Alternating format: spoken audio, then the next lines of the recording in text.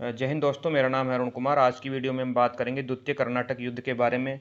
1749 से 1754 के बीच में युद्ध लड़ा गया। इसको अंबोर का युद्ध भी कहते हैं। स्थिति कुछ ऐसी है, उस समय जो केंद्रीय सत्ता है यानी मुगल सम्राट, वो थोड़ा वीक हो चुका है। औरंगजेब की मृत्यु हो चुकी है और जो भारत में अलग अलग शक्तियां थी, अलग अलग राज्य थे, उन्होंने अपने आप को स्वतंत्र घोषित कर लिया है। इसी क्रम में बंगाल राज्य बनता है, अवध राज्य बनता है, मराठा राज्य ऑलरेडी बना हुआ है, हैदराबाद, कर्नाटक और श्रवणकोर राज्यों का उदय होता है। ठीक उसी समय पर हैदराबाद के जो निजाम है और कर्नाटक में जो नवाब हैं, उनमें लेकर उत्तराधिकार को लेकर कुछ विवाद हो जाता है। इन दोनों के बीच में विवाद है और यहाँ पर एक पार्टी और आ चुकी है। कौन? यहाँ पर आप देखेंगे बंगाल में, कलिकाता में और चंद्रनगर में बैठी है फ्रांसीसी ईस्ट इंडिया कंपनी। और चंद्रनगर में फ्रांस की ईस्ट इंडिया कंपनी है, कलिकाता में ब्रिटिश ईस्ट इंडिया कंपनी है। सेम मद्रास में ब्रिटिशर्स हैं और पांडिचेरी में फ्रांसीसी हैं। तो ये दोनों जो हैं इस उत्तराधिकार के विवाद में हस्तक्षेप करते हैं। हैदराबाद के निजाम का उत्तराधिकार का विवाद, कर्नाटक के नवाब का उत्तराधिकार का विवाद। तो भारतीय राजनीति में हस्तक्षेप करते हैं उत्तराधिकार के विवाद को लेकर फ्रांसीसी और ब्रिटिश दोनों, जिसके कारण कर्नाटक का दूसरा युद्ध होता है जो 1749 से 1754 के बीच में लड़ा जाता है, जिसे अंबोर का युद्ध भी कहते हैं। तो ऐसी कौन सी घटनाएं घटी, ये युद्ध होने का वर्तमान कारण, तत्कालिक कारण क्या बना होगा, क्या बना, उसके बारे में हम बात करते हैं। तो देखिए, हैदराबाद का जो निजाम था उसका नाम था आसफ जहां निजामुल मुल्क। उसकी हो जाती है मृत्यु और उसकी मृत्यु के बाद वहां का नवाब कौन बनेगा? तो उनका पुत्र, जिसका नाम है नासिर जंग। लेकिन नासिर जंग के अलावा वहां पर दो लोग और नवाब बनने की दावेदारी पेश करते हैं। मुजफ्फर जंग, जो कि भतीजा है निजामुल मुल्क का, और सलाफत जंग, जो कि भाई है। तो यहाँ पर वर्तमान में निजाम है नासिर जंग, लेकिन दो लोग और हैं जो निजाम बनना चाहते हैं। सेम स्थिति है कर्नाटक में। कर्नाटक का नवाब है दोस्त अली। दोस्त अली की हो जाती है मृत्यु, तो उनका जो पुत्र है अलबरुद्दीन, अलबरुद्दीन बन जाता है वहाँ का नवाब। लेकिन ठीक उसी समय यानी 1748 में जो मराठे होते हैं वो चंदा साहब को रिहा कर देते हैं। देखिए, मराठों ने चंदा साहब को कैद कर लिया था, वो अलग विषय है, उस विषय पर मैं डिटेल से वीडियो बना चुका हूँ, आप देख सकते हैं। तो चंदा साहब को जब मराठे आज़ाद करते हैं और चंदा साहब वापस कर्नाटक आते हैं, और चंदा साहब जो है नवाब दोस्त अली के दामाद हैं, तो ये भी आकर अपनी दावेदारी पेश करते हैं कि भाई यहाँ का जो नवाब है, कर्नाटक का नवाब मैं बनूंगा। तो वर्तमान स्थिति कुछ ऐसी है कि हैदराबाद में निज़ाम है नासिर जंग और कर्नाटक में नवाब है अलबरुद्दीन, लेकिन हैदराबाद में निजाम बनना चाहता है मुजफ्फर जंग और सलाफत जंग। मुजफ्फर जंग मेन है, सलाफत जंग ने उतना विरोध नहीं किया। और कर्नाटक में नवाब बनना चाहता है चंदा साहब। तो इन दोनों में जो लड़ाई हो रही है उत्तराधिकार की, उसका फ़ायदा उठाते हैं फ्रांसीसी और ब्रिटिशर्स। जैसा जब दो बिल्लियों में लड़ाई होती है और बंदर फ़ायदा उठाता है और सारी रोटी बंदर ही खा जाता है, कुछ ऐसा ही यहाँ पर हुआ। ब्रिटिशर्स ने और फ्रांसीसियों ने इस चीज़ का फ़ायदा उठाया, भारतीय राजनीति में हस्तक्षेप किया उत्तराधिकार के विवाद को लेकर, और यहाँ पर युद्ध हुआ, जिसे कहते हैं हम द्वितीय कर्नाटक युद्ध। होता क्या है कि जो वर्तमान के नवाब और निजाम है उसको अंग्रेज सपोर्ट करते हैं, ब्रिटिश ईस्ट इंडिया सपोर्ट कर रही है नासिर जंग को, और यहाँ पर सपोर्ट कर रही है अलबरुद्दीन को, जो कि वर्तमान में उस समय नवाब और निजाम हैं। लेकिन फ्रांसीसी जो डुप्ले है वो बोलता है जाके मुजफ्फर जंग को कि मैं तुमको नवाब बना दूंगा, और इधर चंदा साहब को बोलता है कि मैं तुमको नवाब बना दूंगा। और जब इन दोनों को नवाब और निजाम बनाने की बात कहता है तो डुप्ले को इन दोनों को हटाना भी तो पड़ेगा। अभी चंदा साहब को नवाब नवाब बनाना है तो अलबरुद्दीन को हटाना पड़ेगा, और मुजफ्फर जंग को निजाम बनाना है तो नासिर जंग को हटाना पड़ेगा। और हटेंगे कैसे? तो होगा युद्ध। तो युद्ध होता है, किसका युद्ध होता है? तो डुप्ले की सेना, चंदा साहब की सेना, और इधर से देखिए यहाँ पे कौन है? मुजफ्फर जंग की सेना। मुजफ्फर जंग, डुप्ले और चंदा साहब की सेना मिलकर अलबरुद्दीन पर धावा बोल देती है। किस पर धावा बोल देती है? अलबरुद्दीन पर। और इसे कहते हैं हम अंबोर का युद्ध। ये होता है 1749 में। ठीक है, किसके बीच में लड़ा गया?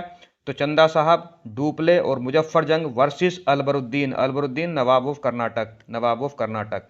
इस युद्ध में अलबरुद्दीन की मृत्यु हो जाती है, इसे अंबोर का युद्ध कहते हैं। अलबरुद्दीन की मृत्यु के बाद अब अलबरुद्दीन पार्टी से आउट है। ठीक है, Albaruddin is out from the competition. यहाँ अलबरुद्दीन की मृत्यु हो गई।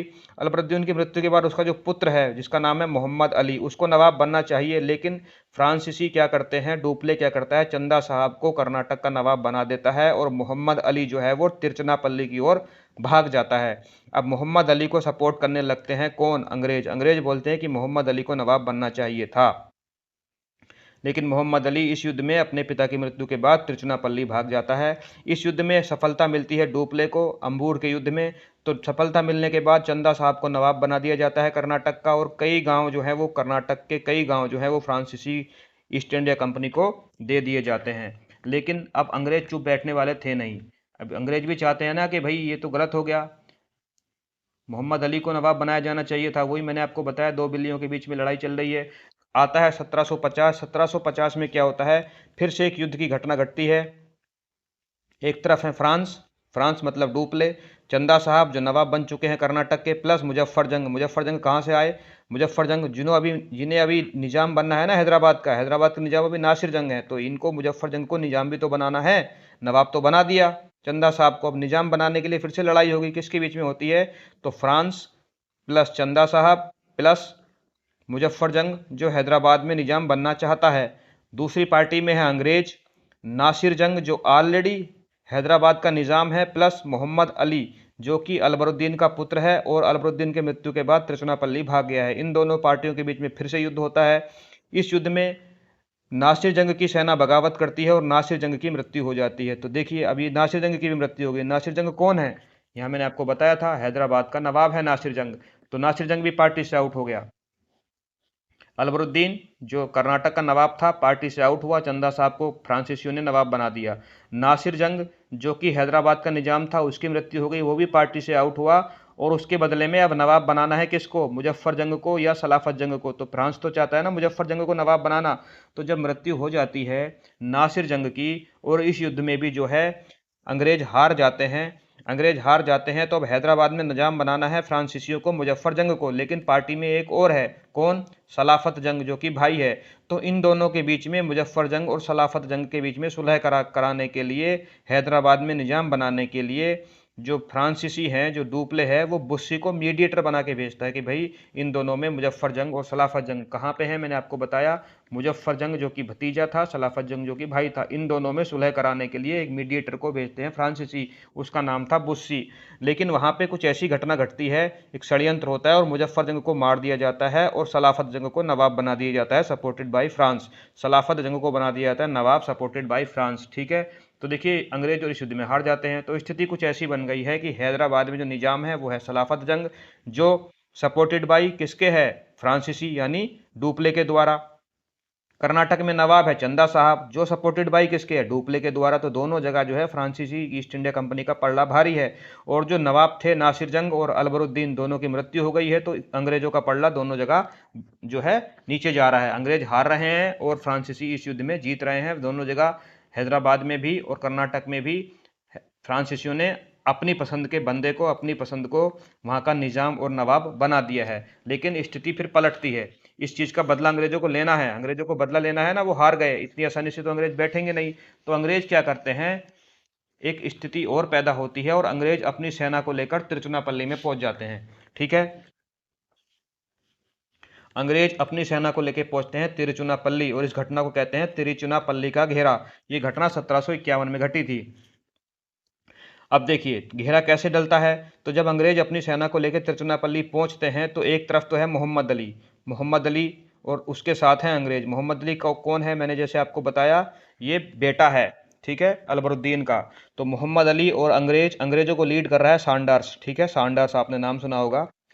तो मोहम्मद अली और अंग्रेजों की सेना सांडर्स की लीडरशिप में तिरुचुनापल्ली के चारों तरफ घेरा डाल देती है। और जब घेरा डल जाता है तो इनसे लड़ने के लिए कौन आता है, तो फ्रांसीसी यानी डुप्ले, और उसके साथ में कौन, कर्नाटक का नवाब कौन है, चंदा साहब।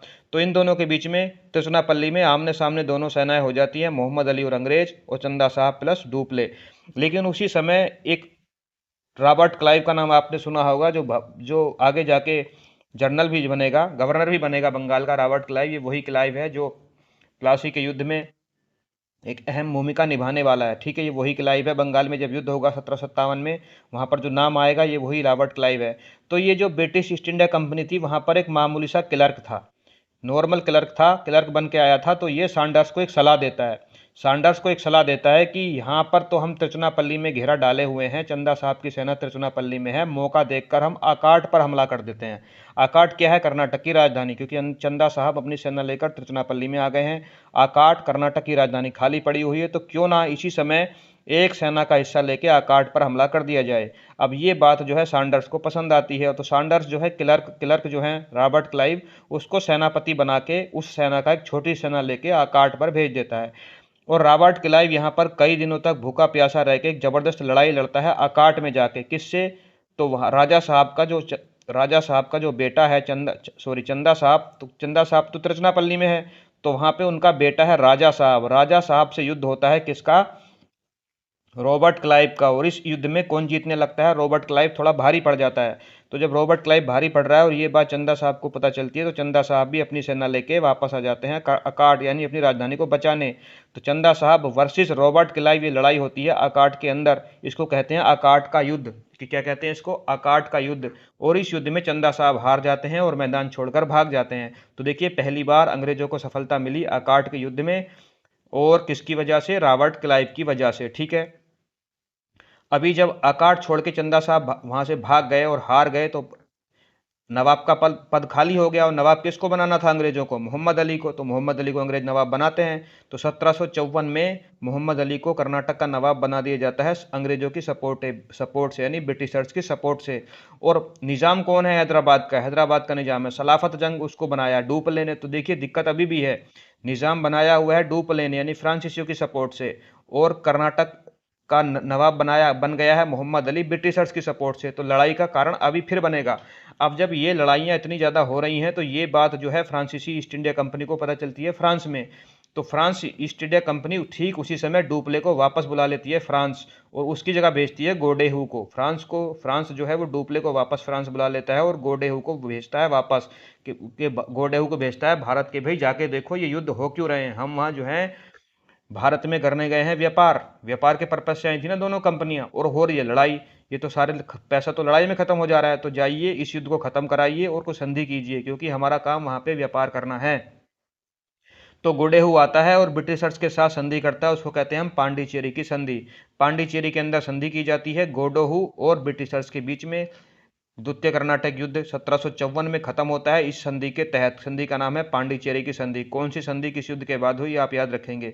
और इस संधि में यह तय किया जाता है कि ना तो ब्रिटिश ईस्ट इंडिया कंपनी और ना ही फ्रांसीसी ईस्ट इंडिया कंपनी भारतीय राजनीति में हस्तक्षेप करेंगी। मतलब हम दोनों यहाँ पर ब्रिटिशर्स और फ्रांसीसी बिजनेस करने आए हैं, व्यापार करने आए हैं, व्यापार करेंगे, भारतीय राजनीति में हस्तक्षेप नहीं करेंगे, और ना ही एक दूसरे से कभी भविष्य में ऐसा युद्ध लड़ेंगे। ठीक है, why to fight, do your business. तो इस तरह इस बात को लेकर पांडिचेरी की संधि हो जाती है, और ये युद्ध कर्नाटक का दूसरा युद्ध 1754 ईस्वी में खत्म हो जाता है। लेकिन जो संधि हुई कि भविष्य में हम युद्ध नहीं करेंगे और केवल व्यापार करेंगे, ये बात केवल 2 साल तक ही रहती है। और 2 साल के बाद फिर से तृतीय कर्नाटक युद्ध होता है अंग्रेजों और फ्रांसीसियों के बीच में। तो तृतीय कर्नाटक युद्ध क्यों हुआ, उसके क्या कारण थे, और भारत के परिप्रेक्ष्य से उसके क्या असर हुआ भारत की राजनीति में, इस वीडियो के बारे में हम अगली क्लास में डिटेल से चर्चा करेंगे इस टॉपिक के बारे में। तब तक अपना ध्यान रखें, खुश रहें, मुस्कुराते रहें। जय हिंद, जय भारत।